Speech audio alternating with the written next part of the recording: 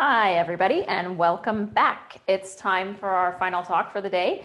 So please welcome the team from Emily Carr University of Art and of Emily Carr University of Art and Design and the College of New Caledonia.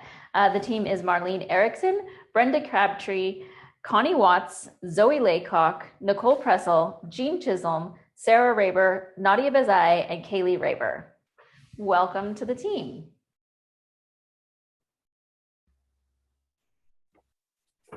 Thank you. Thank you so much for having us. Shall we begin?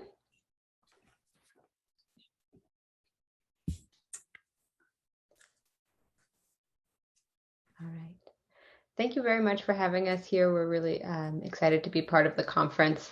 Today, we're going to share with you an Indigenous community-led approach to cultural safety education that seeks to decolonize the healthcare system through making and dialogue. One of the unique aspects of this work that we're going to speak to you about today is that it's an approach to cultural safety education for healthcare students and practitioners, but emerges through the work and the practice of an Indigenous and a design team from Emily Carr University in close collaboration with the College of New Caledonia, led by Marlene Erickson. So on that note, we're going to start by introducing our team, which is really integral to this project. And there's a large number of us here co-presenting today. And I'll start by having Marlene introduce herself, as she is really the core of this work. Thank you, Kaylee. I'm Marlene Erickson. I'm currently the Executive Director of Aboriginal Education at the College of New Caledonia. I'm from Nakas Leeuwin, which is part of the Katanai peoples and a member of Lisoyu, or the Frog Clan. I acknowledge that I'm zooming in from the unceded territory of the Lheidli First Nation, where I try to walk softly and with respect, knowing that I would not be here if not for the dispossession from their lands. Thank you. Well, my name is Brenda Crabtree. My Hilkamelum name is Yathalamot. I am a member of the Spasm Band in Clackamook territory. I am the Director of Aboriginal Programs and Special Advisor to the President on Indigenous initiatives. I am grateful for the relationship and connection between Emily Carr University and the northern rural community of Prince George for the past 20 years. Hello, I'm Connie Watts, the Associate Director, Aboriginal Programs at Emily Carr University. I'm Nuchoneth, Gitsan, and Kwakwak, and I bring my art and design skill into the planning and execution of this project. My name is Zoe Laycock. I'm a fourth-year visual arts major with a minor in social practice and community engagement. I'm Anishinaabe Métis, and I'm a research assistant on this project.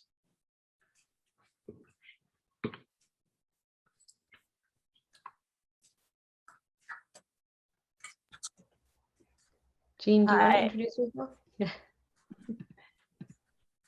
Oh, sorry. Hi there. My name's Jean. I have just recently joined this project just this past summer as a sort of design researcher here at Emily Carr, and I'm also from Prince George and Lheidli territory. Hi, I'm Nadia Bazai, and I'm the coordinator of the Health Design Lab at Emily Carr University. I'm an immigrant to Canada, and I have South Asian and Middle Eastern ancestry. And I'm Kaylee Raber. I'm the director of the Health Design Lab at Emily Carr and a settler of Eastern European descent, working and living on Musqueam, Squamish, and Tsleil-Waututh territory, along with the rest of the Emily Carr team. Our team started this work more than 3 years ago with an idea of how arts and material practice could foster cultural safety. And the purposes of these workshops has really been further validated by several investigations and current events of the past year, including the In Plain Sight report by Mary Ellen Turpel-Lafond, a report which was commissioned to investigate Indigenous specific racism within the healthcare system in BC. So I'll turn it over to Brenda to explain more about that. As noted in the recent report, In Plain Sight, current education and training programs are inadequate to address Indigenous specific racism in healthcare.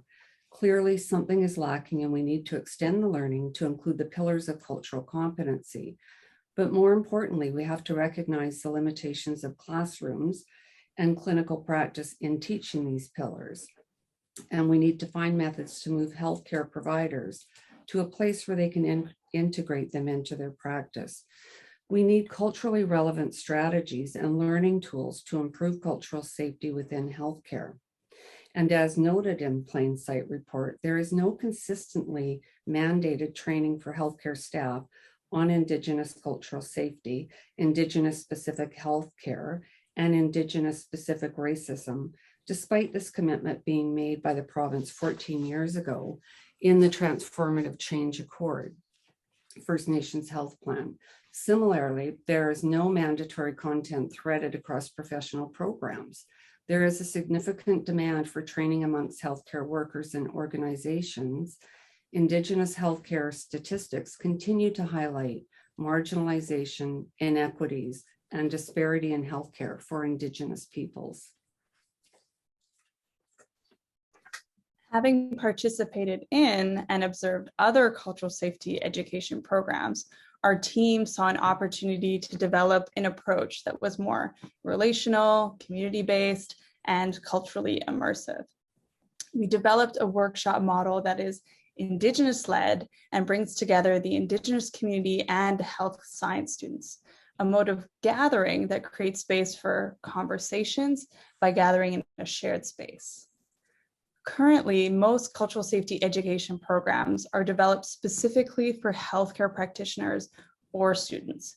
So we decided to create a program that would bring healthcare students and Indigenous students and community members together as co-participants for a shared experience and mutual benefit. Key to the workshop experience has been the inclusion of local artists, knowledge holders, and cultural advisors. In this case, we partnered with the College of New Caledonia, so the Lheidli-T'enneh territory. Our overall goal has been to shift how the next generation of healthcare professionals view Indigenous health and support an environment where Indigenous peoples consistently access culturally safe and appropriate care, feel comfortable using BC's healthcare system as part of their health management, and experience better health outcomes.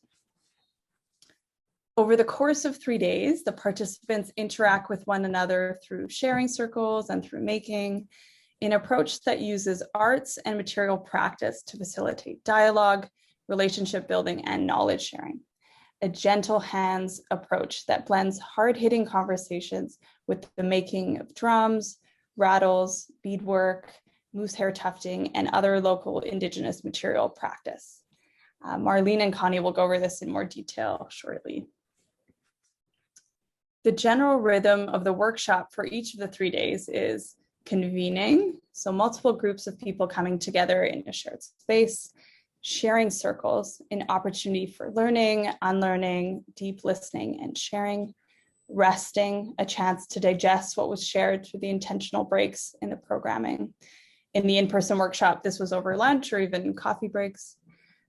Making an embodied experience of connecting to cultural practices through not only material practice, but a shared experience, and reflecting, moments for either self-reflection or a check-in with the full team at the end of the day.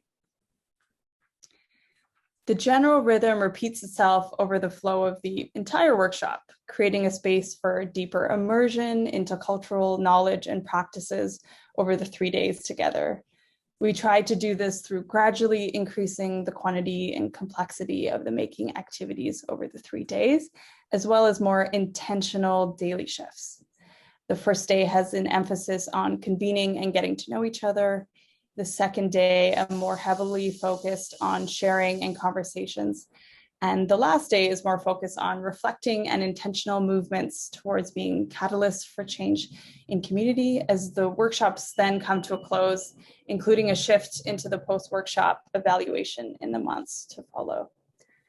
In our most recent workshop, 6 students in the dental hygiene program at the College of New Caledonia participated as part of their course curriculum and shared that knowledge back with their class and instructors after the workshop. A nursing student from another workshop mentioned sparking conversations with her family, and some Indigenous students mentioned feeling more connected to their culture and cultural practices after attending. We've now run this workshop model 3 times. So once in person, which you can see a glimpse of at the top there, which is at the Prince George Friendship Center, and 2 workshops virtually due to COVID, where participants joined from home. So we have the Zoom windows there. So we will be running this workshop a 4th time next year as part of our current funding from the Vancouver Foundation. This current work has been focused on the Clayton-Tenay region centered in Prince George with the College of New Caledonia, but we hope to explore ways to apply this model in other communities. Next year, we'll be hosting an exhibit to share these insights and works created through the workshops. But today we'll be talking about some of the insights we've learned from our pilot workshops so far. Our workshop model includes 4 key elements: convening, conversations, making, and rest and reflection. Our team will now go over in more detail, starting off with Zoe. Thank you, Nadia. Foremost, the key to this workshop model is bringing together of Indigenous community members and non-Indigenous health science students, along with artists, storytellers, and our team members to support the healing, convening, pacing, and documentation of the workshop. In our 2 most recent workshops, we had about 11 Indigenous students, about 11 health science students, and up to 7 guest artists, and up to 8 team members to support the experience. We've all been wrestling how to deal with truth and reconciliation and the calls to action. How do we heal a wounded relationship and build trust? It's not by clicking through an online course or sitting while someone reads a list of historical facts. It's about creating a safer space or brave spaces to have those difficult conversations. That's how we will heal. It is integral to have cultural safety taught through immersive and community-based approaches. There is value in looking at a mutual benefit that not only serves healthcare practitioners, but also the community in which they work. Bringing these groups together, we can shift power and focus towards Indigenous people, culture, and strengths as a place for learning.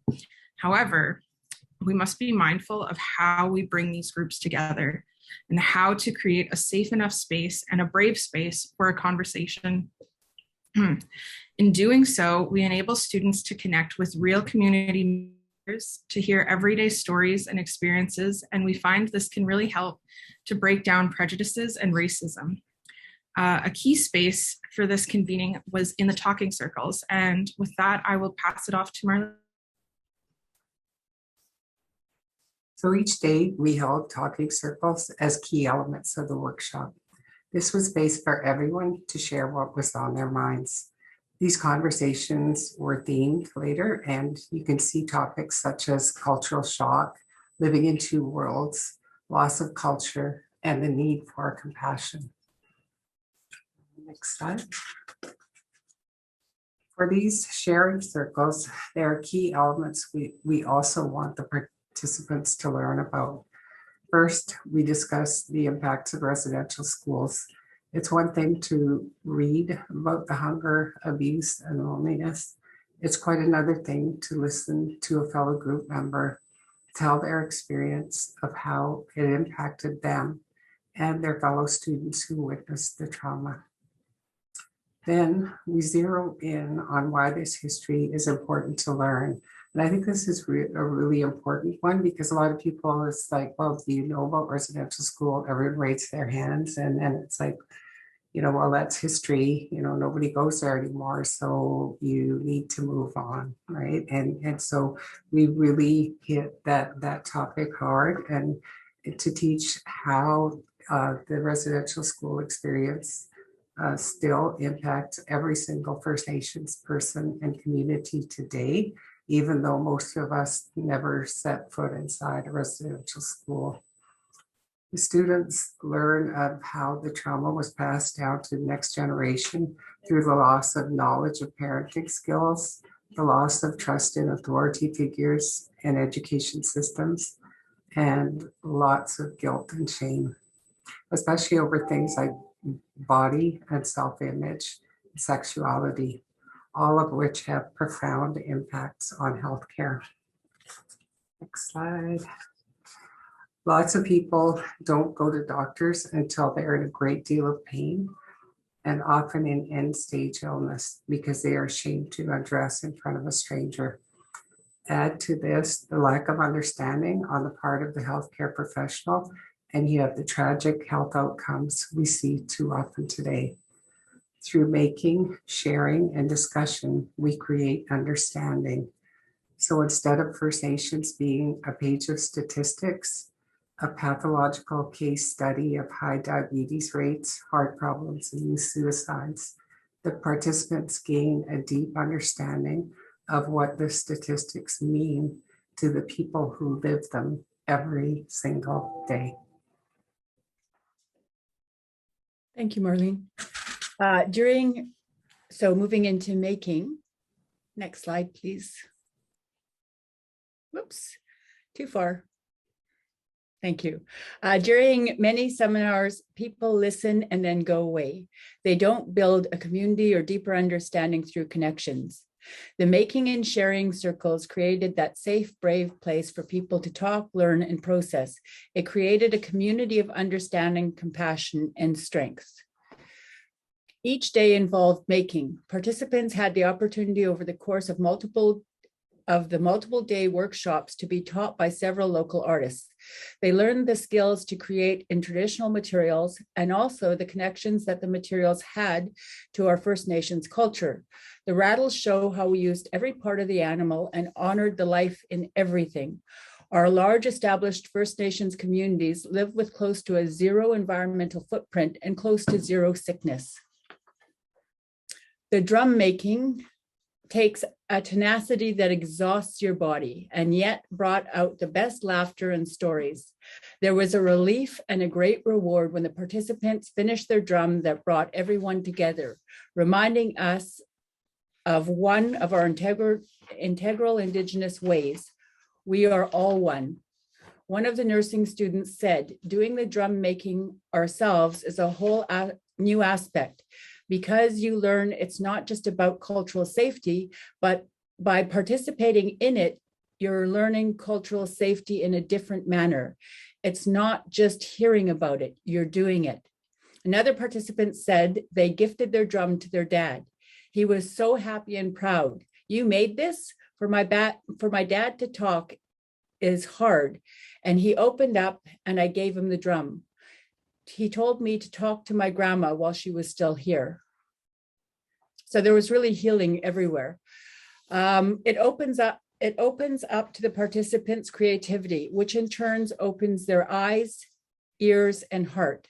The diversity of the materials allows for individuals to find connection. My mother always said that we all have gifts. This being said, not all materials connect to every person. Trust me and beading don't connect at all. One of the participants expressed that they felt really relaxed when they were making. The anxiety from the tough conversations was being let out through the making, starting the day with serious discussions in the sharing circles. And then during the making, I was thinking about what we were making, what our ancestors used these things for, and how to connect to the materials and the items we made. We worked in many projects, letting the participants know that the projects were not meant to be complete in the workshop. They are meant to connect with making, with each other, and through conversation. When we were holding the in-person workshop before COVID, we were able to work on our group Hide project. It was a space to gather and tell stories. Most of the participants added their creative expression to the Hide closer to the end of the workshop. It really showed the community that we were able to build. The participants really opened up and shared what the intricacies of what they learned and the deeper expression of what they experienced and felt. And now I'll pass it over to Brenda to talk about the areas of rest and reflection. Thank you, Connie. Throughout the workshops and gathering, there are moments for rest and reflection.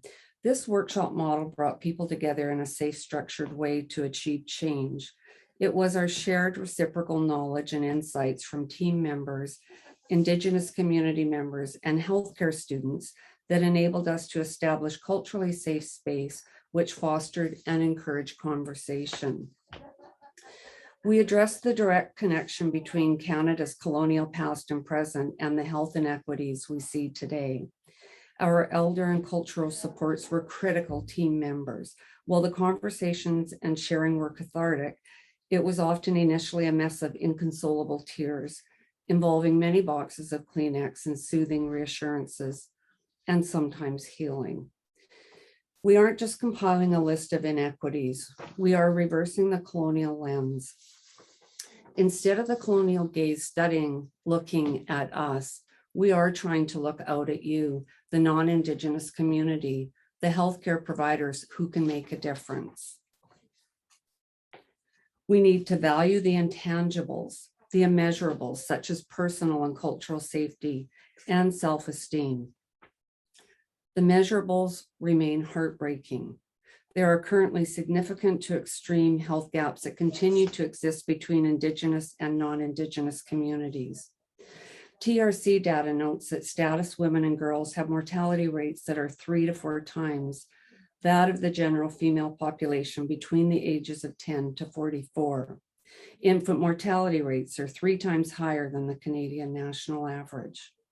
In some Aboriginal communities, the suicide rate amongst youth is 50 times higher than non-Aboriginal youth, and the list goes on. We often ended the day with an activity of asking participants to share one word to describe how they were feeling, which reflected the participants' collective goal of building something better, committing to finding a shared ground of respect and cultural knowledge to support, nurture, and sustain each other.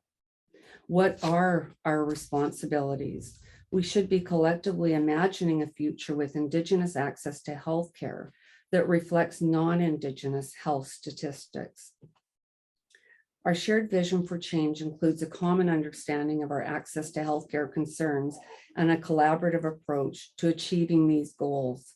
We are committed to being both advocate and activist for Indigenous healthcare equity. My word for the day is resilience.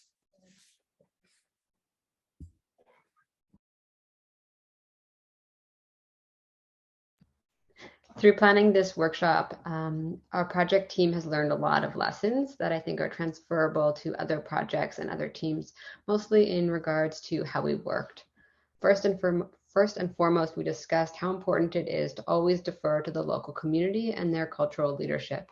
Even though we have Indigenous leaders like Brenda and Connie on our team, since we're working in Prince George and Lheidli T'enneh territory, even they defer to Marlene for her guidance on local protocol. At each phase, we're guided by the local community, local artists and team members, their elders, their stories, and their protocols. And if this workshop was held in a different community, which we hope in the future it will look different. It has to be a community-based local approach. As a non-Indigenous designer, this project has taught me a lot about relationships, and I've spent a lot of time reflecting on my role as a non-Indigenous researcher within an academic institution and as a designer on this project. The strength, I think, of this project has really been in the diversity of our team. We have Indigenous leaders and artists, non-Indigenous designers, a physician, elders, researchers, and we each bring a range of important perspectives, skills, and experiences. And we are aligned in our values and our objective, which has allowed us to work well together. As Indigenous artists and non-Indigenous designers coming together, one thing that we always understood as a team was the value of making and how that can support dialogue and change. As a designer at the start of the project, I had anticipated we might use more sort of design methods. Maybe there would be Post-its and journey maps and photo journals and empathy probes. But what became really clear quickly was that sharing circles and traditional material practice were the methods that made sense here. Which then at times had our design team sort of questioning and wondering, what are we doing here? Are we needed? How are we contributing? And yet I think each of us individually has been needed on this project. It's really been a collective. There's an interdependence of all of these components and the roles, and it's not something that can be done alone. So in this diagram, we try to show you some of the roles that come together in advance of the workshop to really make the workshop a success, and how they lead into the workshops, what that experience is like in the workshop, and sort of how things hopefully will come together in the future. And while maybe the details of the diagram may not make sense, I think what you'll see is there's a lot of lines of connection. There's a lot of shifting and blurring of roles. Sometimes one person was a coordinator, and then the next minute they were sort of a communication designer, and then the next minute a participant themselves in the workshop. And so this idea of clear, singular roles is sort of a colonial attitude that we had to reconcile and move beyond for this project. We need to work relationally with respect, with trust, and reciprocity. And these are the skills that are important for me as a designer working in this space. This project and our team is on a continual learning journey, and we're really excited to invite other people into this space with us. So in conclusion, we're really excited about the positive outcomes of this way of teaching. It demonstrates how building relationships is foundational to changing attitudes. And this is not being achieved in many classrooms.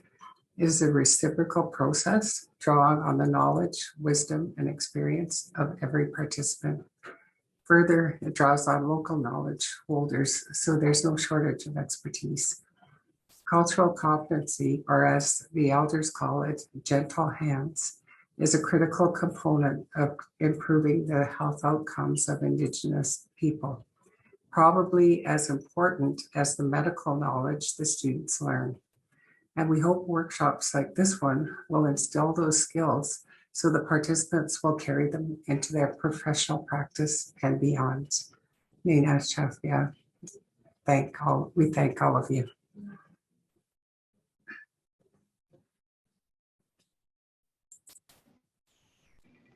Thank you, everyone, for that presentation. And you're right, we don't actually gain what's needed through reviewing a list of facts or making marks on a checklist. The beauty of this workshop format that you covered for us today is that it allows for connection and healing for participants through sharing a safe space, expressing vulnerability, partaking in reflection, and increasing the embodied understanding of Indigenous practices. So for that, I personally thank you very much. So now let's turn it over to some questions received from our audience members. The first, we have someone saying, thank you for presenting on your work. Do you have any thoughts on whether or not practices like this can translate to non-Indigenous specific contexts?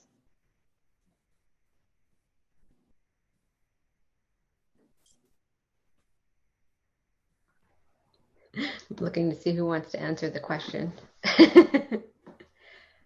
I think from my perspective, if by non-Indigenous specific context, you mean like a context where there are only non-Indigenous people sort of as participants, I think, maybe there are ways that it can be done, but I think really the sort of combination of participants is really what's sort of integral to the approach that we've been doing.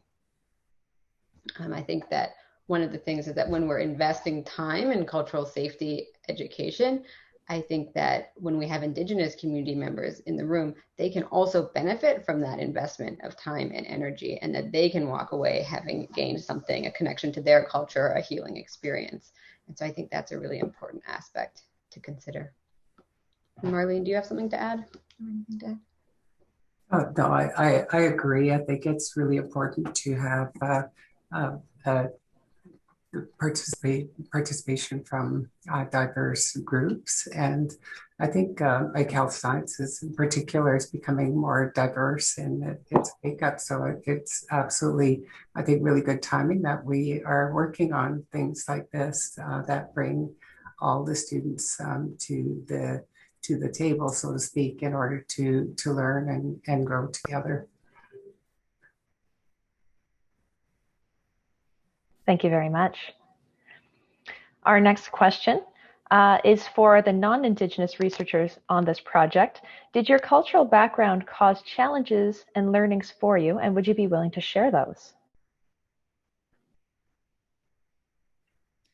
I can start by answering this one. I think it was almost the opposite, actually. Like my dad's from Iran, so I'm Persian, and my mom's from Goa, and so she's Indian. And I think I almost recognize my lack of connection or intentionality in my daily life with my own culture. And even just being in the workshop and working through beading, I was like, oh yeah, my dad taught me this. Even from little things of like threading a needle, it reminded me of something that was passed on from my grandmother to him to me. And I never would have thought about that in a different context, but it really kind of sparked that in the moment. And I think that really highlighted that no matter what making activities we're doing, everyone can kind of obviously learn from the Indigenous cultures, but also connect it to your own. So I find that it was actually a layering effect rather than something that was clashing. Thank you. Would anyone else like to respond to that question? I could just add, I think that there were definitely times when, many times throughout the project, where we sort of were confronted with like how colonial our perspectives were and our ways of doing things were. And so I think we were challenged by how we thought things should come together at times. And I think it was just kind of small things around, getting used to working in a different pace, getting used to working to like including everybody in sort of all of these moments. And I think being willing to sort of let go of what we thought a designer's role was or a researcher's role was and how things should be done, and being open to new ways of doing things. Thank you. Anyone else?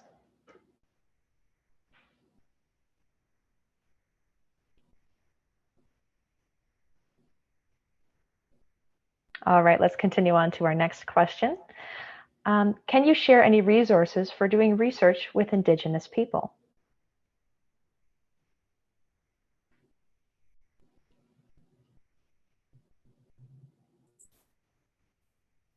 Yeah, I think as a team, we would be willing to do that, because we really would like to see more of these kinds of workshops being taught in terms of teaching cultural competency to students. So absolutely, we would be willing to share resources, keeping in mind that, as one of our team said, that it will look very different in different parts of the province because of the diversity of First Nations. And so, what we teach in this area about culture and traditions is going to look very different from anywhere on the north, on the coast of BC, right? So there are certainly resources that are applicable to First Nations health, but in terms of individualizing, it really involves engaging and building relationship with the First Nations and Indigenous people in the community you're working in. Absolutely. Thank you very much. I think one more thing that came up as well was in our participants, just the range of where they are on their learning journey coming into the workshop is quite varied. And, it's almost hard to have an expectation of that going in. So for our more recent set of workshops, we tried to create kind of a list of some resources that maybe the non-Indigenous group can kind of dive into in more detail, but also kind of both participant side, so that they wanted to gain some further knowledge before kind of coming in, that was an opportunity as well. So we'd be happy to share what we've started, and it's a growing list that we'll build on. Thank you very much. If you do have any of those resources available, they can be posted in the chat for our attendees, and they can start taking a look at those. Thank you. All right, another participant says, I love the holistic mix of activities. Could you talk more about how you guided what was shared in the sharing circle? And how did you choose what to make during the workshop? I'm just laughing because that's the part of the letting go of the design aspect, is just letting things happen. And I think in the sharing circle, because everyone has a voice, and we always open it up that way, where everyone says whatever it is. If we start with a feeling, if we start with something, it's engaging and allowing their voice to be heard. And then it just naturally occurred. And then there was also, we could see gaps where Brenda would come in with historic facts, or Marlene would come in with some really poignant cultural stories that really let people open up their minds and their hearts to more information. And the making was, we were guiding it a little because we knew the first day that it was really heavy sharing, especially around the sharing circle as people got to know each other. So we kept the activities lighter, like the rattle and the rattle and the drumstick. So it's really, some people it was really easy for, others struggled with the rattles, but it was kind of that that ability to see something accomplished. So most of our projects, the first day was something that could be completed. And then the second day we moved into drum making, which was physical. So you had all this emotion inside of you. So when you're making your drum, and it was very physical, and then we're also all helping them. And Nadia was the best helper with most of the drums, big muscles. So we were able to really engage with that act of making. So those sharing circles and carrying that heavier weight really started to work through us. And then on the third day, we had a 4-day in-person workshop as the first one. We did beading, which is much more intricate, and some people loved it and some people struggled with it, but it was just the act of making and talking. So it's smaller and everyone's seated around, so you have different modes of conversation. So I think it's bringing the conversation throughout the day. And then on the last, for the 4-day workshop, on the last day, we had another moose tufting. And so it was another smaller group, more intimate. And of course, the group hide ended up becoming a big part of the last day. So a lot of it was, we tried to plan it, but it shifts as things go on. And also as the materials are using, and if we're finding people aren't connecting to a certain practice, we shift. So it's really being flexible in all of it, all the time. I think I'll just add another, I think it's a living thing. And I think that's the difference between research that is targeted and really planned out, as opposed to our Indigenous ways of knowing that everything is alive. So this practice is also a living thing. Mm-hmm. And I'll just add, I think it comes from this deep relationship and cultural and educational experience that Emily Carr University has had with the College of New Caledonia. And I think it's based on our years. Marlene and I have been educators for over 30 years in post-secondary, and I think it was many, many years ago when we would have conversations and we would be making with the local elders in the Prince George community. And the conversations that would come out of those workshops of making rattles or doing beadwork, and it just kind of reminds me of the non-Indigenous practice of, you have knitting circles, you have quilting bees, and for some reason, conversation is just easier. Sharing is easier when there's making. And so we really based it on that cultural model. And of course, Indigenous or non-Indigenous, we just encourage people to apply their own cultural context. So for our non-Indigenous members, they would do designs that reflected their own cultural context. So a lot of magic happens when you're making and talking. Beautiful. I think that was one of the things that I struggled with or worried about in leading up to the workshops, was like, but what is the agenda, and what is the question we're going to ask at the start of each talking circle, and what are the sort of central things that we're going to talk about?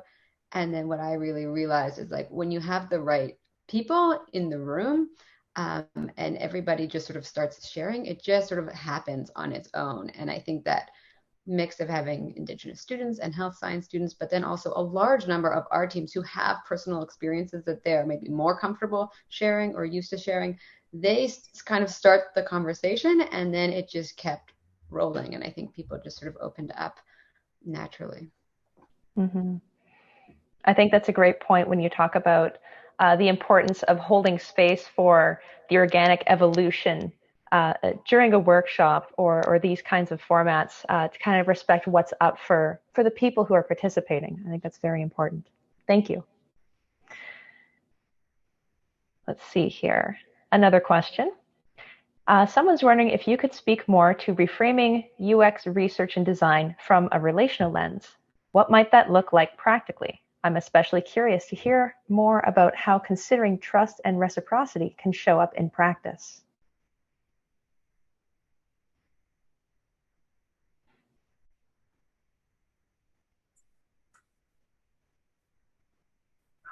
I can speak to, how it can show up in practice. And I think one of the things that this work does, like we talk about, learning the history, but it's more about, it's not only changing people's minds, but changing their hearts. And we hear a lot of that in the feedback, that people who take this workshop, they've changed their hearts, and so that extends into their health practice. And the elders, when we talked to them about healthcare, they talked about the caregivers having gentle hands. They said, we know if they have gentle hands, and if we feel that they don't care about us, that they're not interested in learning how we're feeling, how we're doing, then we will send them away. And so that idea of having gentle hands is something that's really important to consider. And like I say, I think, once people's hearts are changed, then that absolutely translates into how they interact and treat every patient that they deal with from that point forward. And to add to that too, I think from UX design in other contexts, has quite a different connotation, but I think in ours, it's about, how are you creating behavior change? What is behavior change? And how are you making small little shifts where it just kind of feels like it's happening organically? And I think with our team, thinking of what does that mean relationally, that, the 20-year relationship between Brenda, and Marlene, that was foundational to starting that. And we're slowly building towards it as a team, before the workshop, before we even invite people to the workshop, right? So I think it's about the relational piece is all the work leading up to it and leaving enough time. So not just saying, okay, we want to have a workshop, we're going to have it in a month, we're going to connect with community. It doesn't really work that way. It's kind of the leading up to it is almost more of the work. And then there's room for maybe the designers or other researchers on the team to take a step back during the workshop and just let it happen organically. And I think that's where looking at UX research is really a different shift. That's, I think, new for us, the designers on the team. Thank you. Would anyone else like to respond to that question?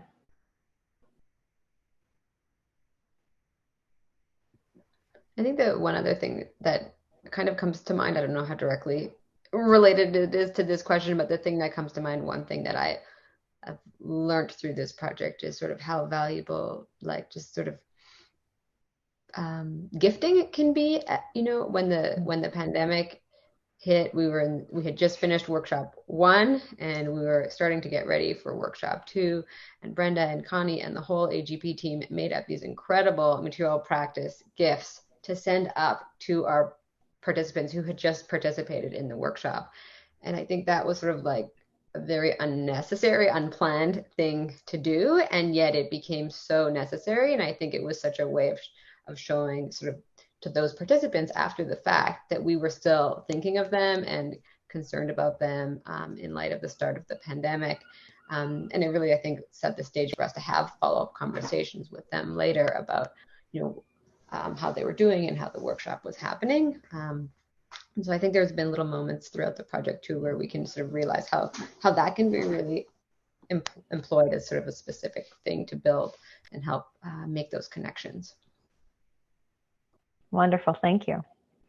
Our next question comes from Rock. What helped you during the workshop planning to identify colonial practices? For example, a set of guidelines or principles, a subject matter expert?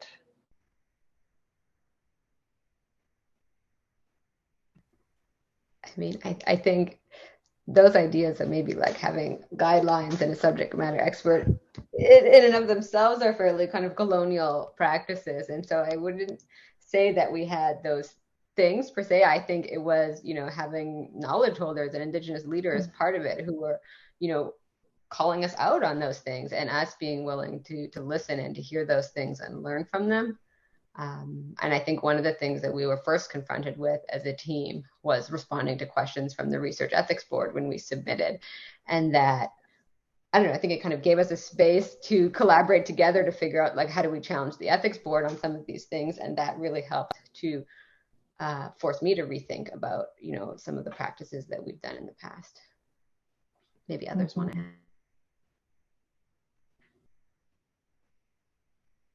Yeah, I was just going to actually tie in what Kaylee was saying with the Research Ethics Board. I think that was one kind of very structural thing that maybe wasn't coming from anyone from our team, but something we just needed to go through from both sides, even with Emily Carr and the College of New Caledonia. And I think it was interesting where I think as designers and as Indigenous knowledge holders, there's a certain kind of mindset that's similar in that setting, but we together needed to kind of approach this very academic kind of structure that was there.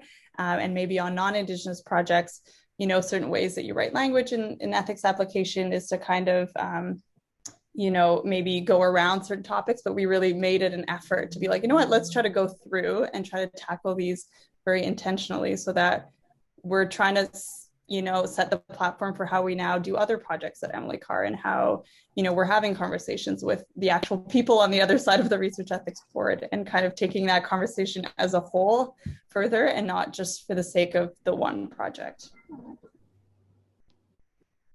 Thank you. Anyone else want to respond to that one?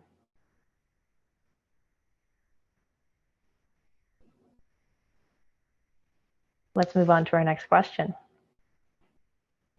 What kinds of research or design principles did you consider when building your method or approach?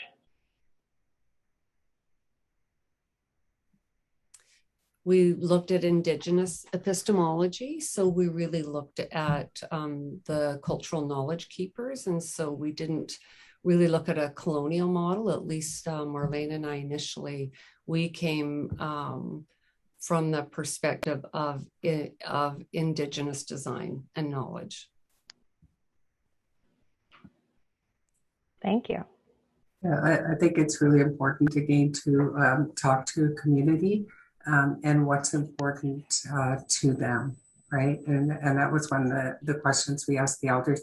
So we're going to have this, this teaching on healthcare. What is it that you want people to know about us, right? And I think that's a really good place to start in terms of figure out first what it is that like as Brenda said, we're turning the gaze the other way, right? We're looking at you, and this is what this is what we're seeing, but this is what we want you to see about us. So and then again, the research methodology, we really tried to keep it Indigenous. A lot of our teachings are by doing, which is the making, and by observing others, by talking, and really,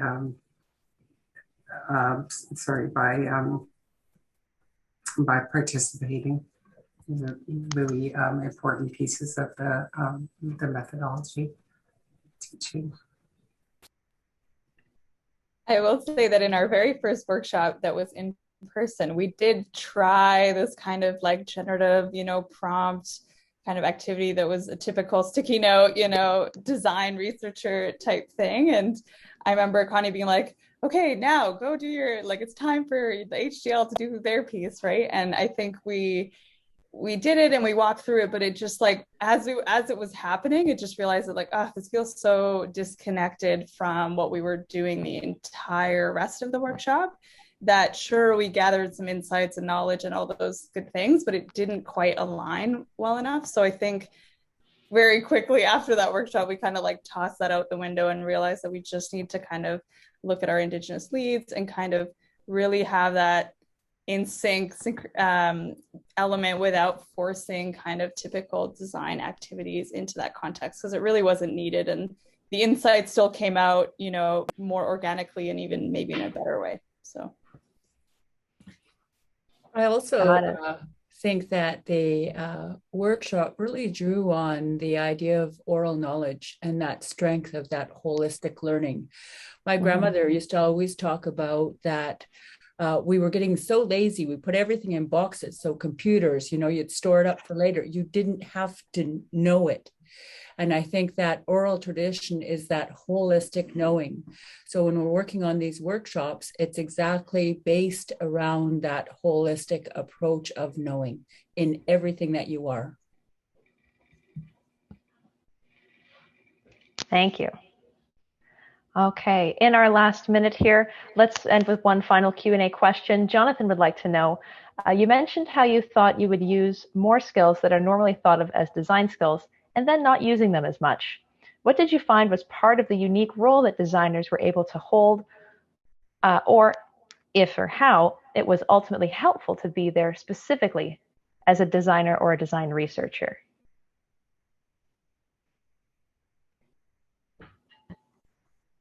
Kaylee, you go and then I'll. You can go. Okay, sure. I think what was interesting, I think it's also this double role of like designer, design researcher, all of those were quite blended. And I think the more we kind of, now we're in year 3, I guess, of the workshop project, realized that the designer's role was just about like a guiding role in the background of just kind of how are we making sure that we're taking notes and gathering that knowledge and kind of just like slowly propelling it forward from the background, but really like upholding and allowing for our Indigenous team members to really run the workshop. Because, for example, like Connie and Brenda, like they run, material practice workshops all the time. That's totally their jam and they're used to doing that. And in this context, we're trying to add the other layer of, what knowledge are we generating and gathering and propelling forward. And I think the role of the designer was kind of guiding that conversation forward in the background as documenters, as propellers in that way, and not being at the forefront, which I think was quite unique.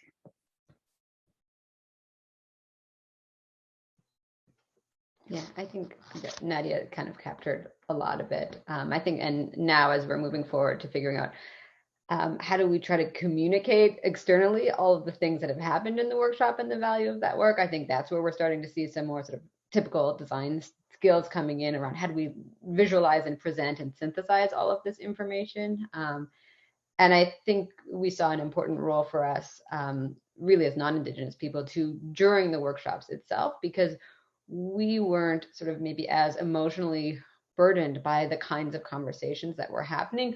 We, could do some of the behind the scenes stuff that needed to happen and the logistical stuff and taking the notes and the documentations so that our Indigenous team members can really just be present and also be mindful of like their own healing and sort of care in those moments as well.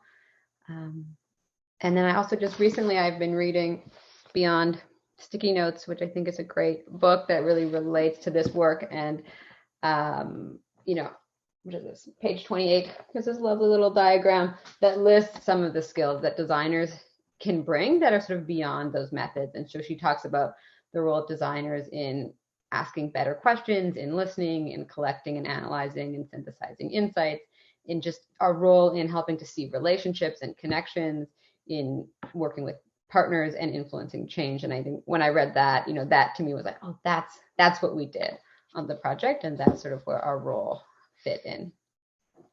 And it was also just needed, like us going, our conversations between each other built so much knowledge and guided the next workshop. So I think that it's integral for us to be able to, we're wanting that bridge to happen. So I think that designer aspect of it brings in and allows us to look at what we did, because sometimes we're just in the moment, like Kaylee said, and we need that other perspective that lets us grow our ways into a more accessible approach for everyone to find connection. And they were really amazing. Wonderful. So thank you again to everyone for your answers to these questions. And with that, we conclude our Q&A for this round. So I'll pass it back to Sheila and Amelia for our wrap up for today. So what a terrific day. I love the focus on the people of our research, and I just, so much to dig into for me. Yeah, I really, I thought about how all three talks today really related to each other in terms of we need to be thinking about things as culturally safe, as inclusive and as appropriate and not harmful, not just in the work that we do as researchers talking with people, but in the products and services that we create, which, made me think during Alyssa's talk, working with devices and things that kids wear and youth wear. So I think that's what really resonated with me today. And it even relates back to yesterday, which is sort of the whole theme that we were going with for this conference. So I'm glad to see it's all kind of coming together and people chatting about it. Really being aware. I like what Brenda said today about bringing your own cultural connection and your own relation to things. And it made me think of what Sarah said yesterday about feeling those feelings and owning them and knowing how that relates and how that influences what you're doing with your participants. Mm-hmm. And it sounds like we probably all need to run out and order Beyond Sticky Notes. Yeah, it's like the third time. Recommended several times. Yeah. And I haven't read it yet. So how about everyone out there? What are you thinking and feeling? We want to hear from you more on the message boards. So share your thoughts and continue networking on Whova. We're going to be back again tomorrow morning at 8:50 Pacific time with our first talk of the day, the importance of one, how experiences is worth as much as evidence. And then we'll be following up with learning why users, designers, and artists should think critically about the technologies and networks that they are creating and interacting with. And then finally, how we can create less bad designs.